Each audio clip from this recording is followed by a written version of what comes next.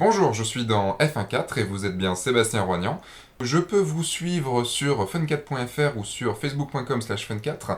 Vous pouvez également vous abonner ici ou là, ça dépend.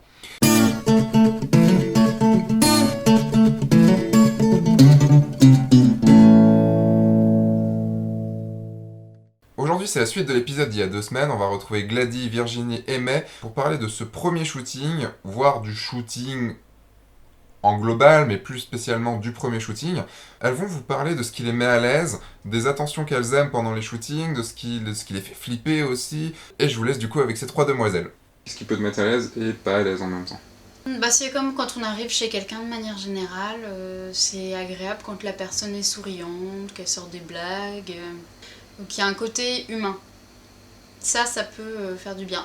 Après, c'est bien aussi quand c'est professionnel. Faut pas que ce soit froid, mais il faut que ce soit professionnel. On se marre, mais quand on fait les photos, voilà. Ça met à l'aise en général, c'est les petites attentions. Si ça va bien, si t'as pas trop chaud, pas trop froid, si ça se passe bien. Proposer une boisson. Ou des bonbons, surtout les bonbons. Moi, du moment que c'est à la cool, du coup, le reste va être à la cool, quoi.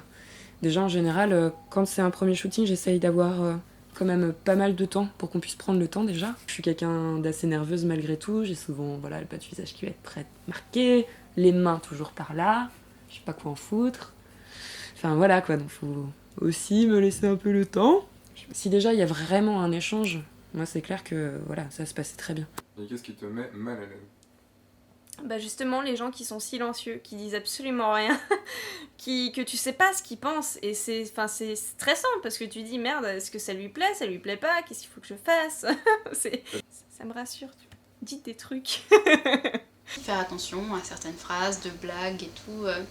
Ça dépend du contexte, mais si vous êtes avec une petite jeune qui a jamais fait de photo, vous êtes au fin fond de la forêt, si vous sortez, de toute façon c'est bien parce qu'ici personne ne t'entendra crier.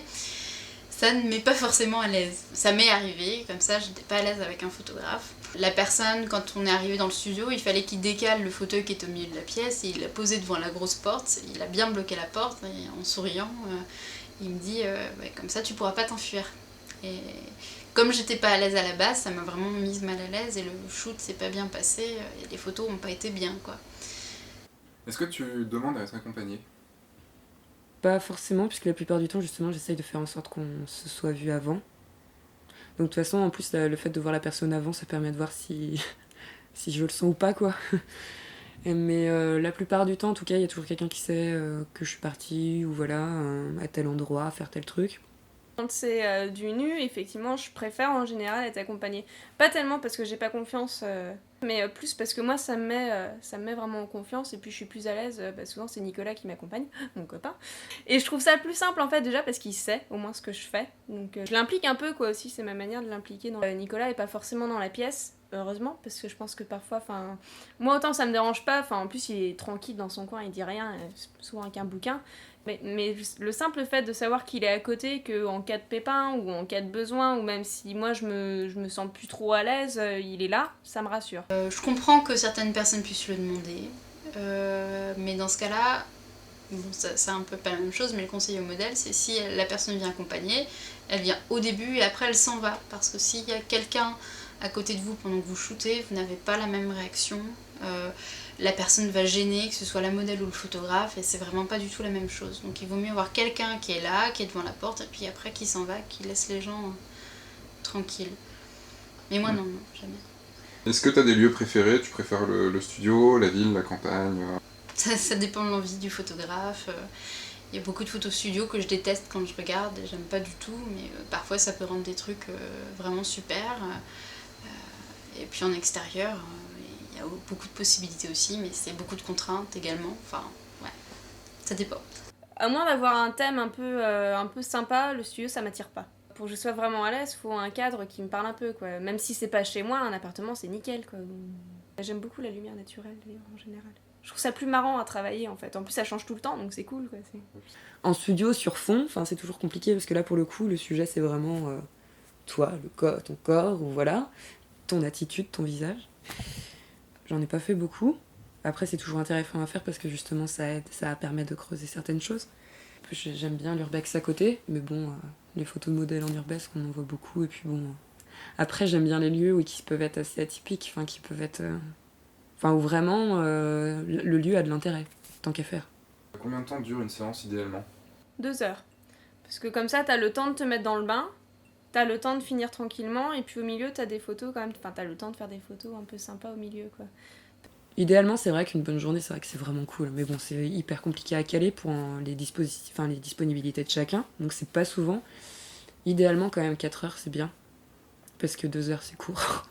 3 heures, des fois, c'est limite. Parce que moi, par exemple, je me suis peut-être enfin un peu débloquée, où il y a des choses qui viennent plus. Et du coup, non, le temps fait que, non, en fait, on fera ça une autre fois. Donc c'est un peu frustrant. Ça dépend ce qu'on fait, je dirais peut-être 4 heures pour faire un peu le tour des choses, quoi. Ça dépend si c'est pour faire une photo, il n'y a pas besoin de 3 heures. Ça dépend vraiment de ce qu'on fait. Mais en général, la plupart des photos que j'ai faites, ça durait 4 heures. Après... Est-ce que tu aimes voir les photos directement à la fin de la séance ou pendant la séance ? Oui, pendant la séance, parce que ça donne aussi une idée de... Parce que moi, par exemple, je peux me sentir totalement détendue, et en fait, on peut montrer après sur le boîtier, en fait, je suis... Voilà, quoi, complètement crispée. Donc c'est bien quand on me le montre, parce que bon, là, je me dis, ah merde, faut que je me détende. Ça aide à voir aussi comment c'est en train d'évoluer et par quoi on peut partir après. J'aime bien. Après, je comprends que certains photographes ne veuillent pas montrer leur travail. Ils préfèrent montrer une fois terminé ou après avoir regardé un petit peu. Ou même pendant aussi. Il y en a qui mettent leur ordinateur à côté et les photos défilent au fur et à mesure et c'est assez sympa. J'aime bien qu'on me montre genre 1 ou 2 exemples. Après, tout voir, non, ça m'intéresse pas. Est-ce que tu préfères être dirigé ou plutôt être laissé libre ? Je préfère quand même qu'il y ait un peu de direction quand même. Puisque quand on est en train de poser, on se voit jamais poser, quoi. Donc, la meilleure personne pour diriger, c'est la personne qui est derrière l'objectif. Tant que c'est pas hyper autoritaire et que ça reste à la cool, ça va très bien. Ça m'est déjà arrivé une fois comme ça avec un photographe qui disait absolument rien derrière son appareil. Je suis complètement paumée. Du coup, je sais pas quoi faire parce que j'arrive pas à lire si ça convient, si ça va, si... Donc là, en général, ça me perturbe plus qu'autre chose. Après, il y avait un photographe avec qui j'avais bossé qui avait fait un truc, j'avais trouvé ça très bien, c'est qu'il avait un miroir devant son trépied. Donc en fait, du coup, je pouvais me guider moi aussi en me voyant, quoi. J'apprécie qu'on me demande de collaborer vraiment, quoi. Parce qu'il y a le côté des fois, on demande de collaborer juste... c'est un peu... donc j'ai pensé à ça, on va faire ci, on va faire ça. Ouais, mais bon, dans l'histoire, je veux pas être juste le bout de viande, hein. J'aimerais bien donner mon avis, parce que c'est mon image, malgré tout, désolée. Et que ça, c'est irrémédiable. Moi, le parfait, c'est... La personne me laisse faire à peu près ce que je veux, et parfois, elle me dit, tiens, tourne la tête comme ça, bouge pas, ouvre les yeux, mets ta main là, bouge tes cheveux. Mais un petit truc de temps en temps, une idée de temps en temps. Pour moi, c'est un échange, en fait. Il y a des sujets qui m'inspirent pas trop à la base et du coup je demande quand même au photographe de m'indiquer des trucs, quoi, parce que sinon c'est bon, je fais quoi.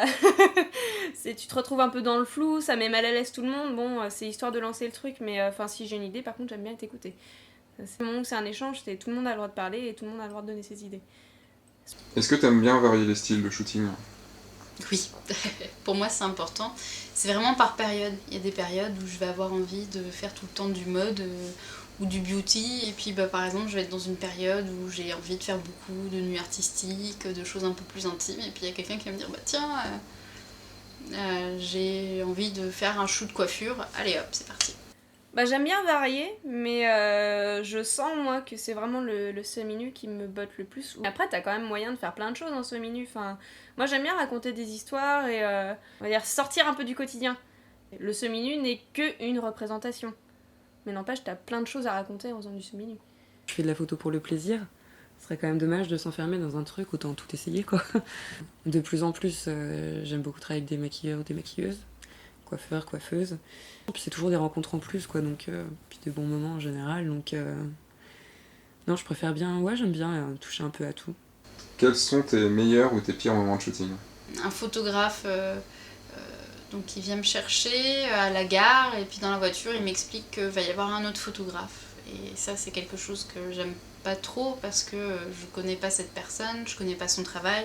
Si ça se trouve, j'ai pas aimé ce qu'il fait. Donc la personne était gentille, mais un petit peu bizarre. Et puis il m'avait installé à un endroit pour me changer, mais bizarrement, le deuxième photographe s'installait toujours dans le canapé en face, où il me voyait me changer, me mettre nue, etc. Et en fait, au fur et à mesure du shoot, je sentais que les photos n'allaient pas me plaire. Donc je suis allée jusqu'au bout, mais j'étais pas bien. Et au final, les photos m'ont vraiment pas plu. Et j'étais même obligée de demander au photographe de pas diffuser la plupart des photos.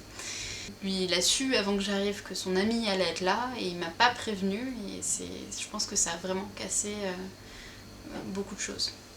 Bah dans les pires, là, il y a notamment le photographe dont on parlait tout à l'heure, là, qui se lèche ses doigts pour replacer une mèche dans tes cheveux sans rien te dire. J'en parlais avec une modèle aussi il y a pas longtemps sur un... Voilà, genre un photographe qui se permet de replacer un sein, quoi. C'est des trucs super sympas, ça. Une fois, si je m'étais retrouvée sur un shooting, c'était un pro qui avait l'habitude de bosser avec des pros. Donc je sais pas pourquoi il avait fait appel à moi, mais j'aimais bien son travail. Disons que je sentais que dès qu'il regardait son boîtier, c'était... Enfin voilà quoi, ça allait pas du tout quoi. Et moi du coup, plus je voyais son attitude que ça, ça c'était pas du tout à la hauteur de ce qu'il voulait, bah moi je me sentais de plus en plus mal à l'aise, donc je faisais de plus en plus de merde. Donc voilà, c'est des situations où on se sent un peu bête et voilà, je préfère éviter. Et à l'inverse? Shoot coiffure, j'avais une super coiffeuse qui est ma coiffeuse d'enfance, dont je suis très fière. Et donc on est montées toutes les deux sur Paris, il y avait une maquilleuse, on était 2 modèles et donc on a fait photos un petit peu rock. Et le fait d'être en équipe tous ensemble, et tout le monde était vraiment super sympa, c'était jouissif. Là c'était vraiment super. Je tapais des beaux fous rires, ouais. Ouais. J'en avais fait donc avec Lydia par exemple un shooting avec des bonbons, bon ouais. J'ai jamais bouffé autant de bonbons dans une journée. Tu signes un contrat obligatoirement ou pas? Après, ça dépend des gens, ça dépend des thèmes, et enfin voilà, si je sens que le mec qui fera pas forcément attention d'où il poste les photos, je vais peut-être essayer de lui demander. Mais ça m'est jamais arrivé encore. Et c'est vrai que je fais quand même super attention avec qui je pose, quoi. En plus, en étant auxiliaire de vie sociale, tu fais quand même attention à ton image, quoi.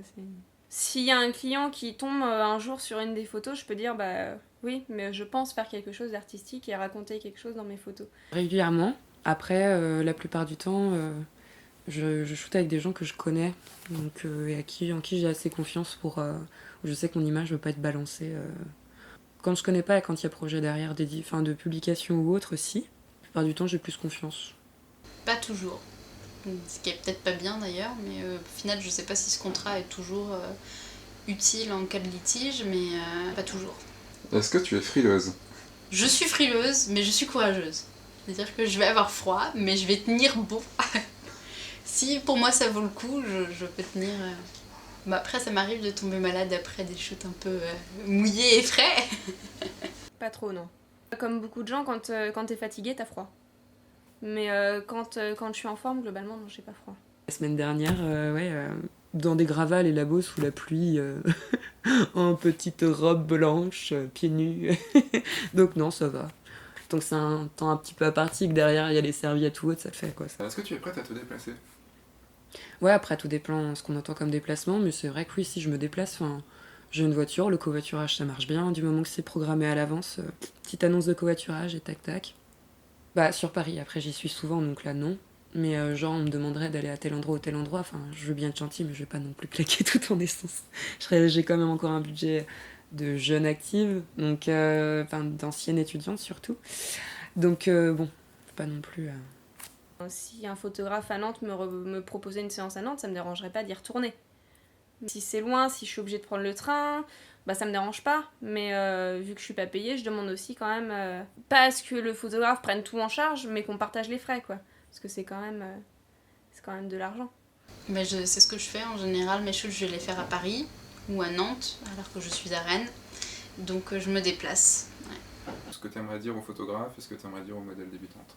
D'être assez aussi compréhensif quoi. J'ai plusieurs fois entendu genre ouais mais les modèles féminins c'est chiant, ça se trouve tout le temps moche ou trop grosse.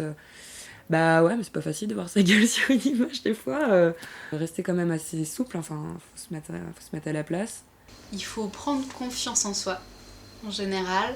Après faut pas non plus être hyper hautain, mais ça rassure la modèle si elles ont au moins l'impression qu'on sait ce qu'on fait à peu près. Après, il faut prévenir avant, dire par exemple si on teste quelque chose qu'on ne sait pas ce que ça va donner, on prévient avant, mais quand on le fait, on le fait. Le contact avec la modèle, chaque photographe a ses manières. Il y en a qui vont placer eux-mêmes leur modèle, qui vont leur prendre les bras, les trucs, etc. Il y en a qui vont refuser de toucher, qui vont dire là t'as une mèche qui va pas. Faut trouver le juste milieu et voir au feeling avec la modèle et par rapport à vous-même. mais surtout faire très attention parce que ça peut gêner le modèle si vous commencez à la tripoter, mais même s'il n'y a pas d'arrière-pensée, ça peut gêner le modèle. Donc au moins demander une fois avant, est-ce que ça te dérange si parfois je te bouge le bras, si je te touche, voilà. La fouettez pas. Essayer de la mettre à l'aise déjà dès son arrivée, quoi. Puis lui proposer de la raccompagner, histoire qu'elle rentre pas toute seule, parce que bon, on sait jamais. Voilà, essayer de la mettre en confiance, de prendre soin d'elle, quoi. Soyez bienveillants avec vos modèles. Est-ce que tu aurais à dire aux débutantes, genre pour leur premier shooting De choisir un photographe avec qui elles se sentent en confiance réellement et d'éviter de se mettre dans des situations délicates où elles n'ont pas l'impression de trop maîtriser, de trop être sûres d'elles, de ne pas qu'être modèle, quoi. Essayer de proposer des choses pour que ce soit vraiment aussi un peu leur moment à elles. Dire à un proche, au moins par question de sécurité, où on est, et mettre si besoin le contact de la personne ou le nom de la personne chez qui on va. Donc déjà, nous, ça nous rassure. Et on prévient le photographe. On dit, j'ai ma mère, j'ai mon copain qui sait que je suis là. Voilà. Donc déjà, ça permet de se relaxer et de passer un shoot plus sympathique. Si vraiment on est mal à l'aise, faut pas non plus se forcer, quoi. Suivre son instinct, c'est très important. De pas s'attendre non plus à monts et merveilles en résultat, quoi. Une première séance, c'est toujours un début, donc c'est en réitérant la chose, en s'y essayant de plus en plus, que voilà, on va vers des choses qui nous plaisent de plus en plus, si on a vraiment envie de travailler ça. Mais faut pas s'attendre à être en mode top modèle, c'est trop bien, c'est l'enfer de la mode, sur une première photo, quoi. Elles sont très bavardes, elles ont beaucoup de choses à dire. Pour la fin de leur interview, on parlera de l'après-shooting. Vous saurez combien de temps elles attendent pour les photos, vous saurez combien de photos elles reçoivent, vous saurez plein de choses comme ça qui sont super intéressantes à savoir parce que du coup on sait comment les autres travaillent et ça peut donner un rapport avec ce qu'on fait. Et je vous dis du coup rendez-vous à la semaine prochaine. Au revoir.